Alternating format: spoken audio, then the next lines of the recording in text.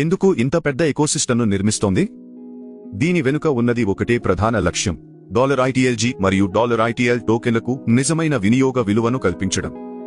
మానవ నోడ్స్ నుండి వచ్చే టోకెన్ల సరఫరాను తట్టుకునేలా మార్కెట్లో భారీ డిమాండ్ను సృష్టించడం ద్వారా మొత్తం ఎకోసిస్టమ్ కరెన్సీ విలువను రక్షించడం మరియు బలోపేతం చేయడమే దీని ధ్యేయం.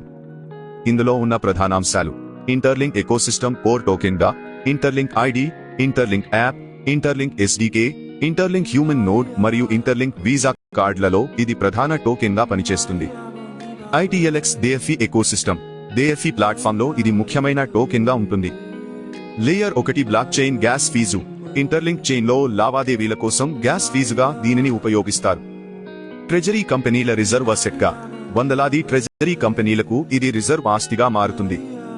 ప్రపంచవ్యాప్త చెల్లింపులు. ప్రపంచవ్యాప్తంగా ఉన్న పేమెంట్ పాయింట్ల ద్వారా గ్లోబల్ పేమెంట్స్ కోసం దీనిని ఉపయోగిస్తారు.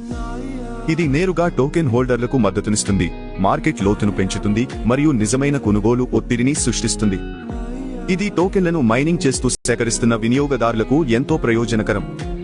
ముఖ్య సూచన: రాబోయే వెరిఫికేషన్ దశకు సిద్ధమవడానికి మరియు నెట్వర్క్లో పటిష్టమైన స్థానాన్ని పొందడానికి క్రమం తప్పకుండా $ITLG మైనింగ్ చేస్తూ టోకెన్లను సేకరించండి.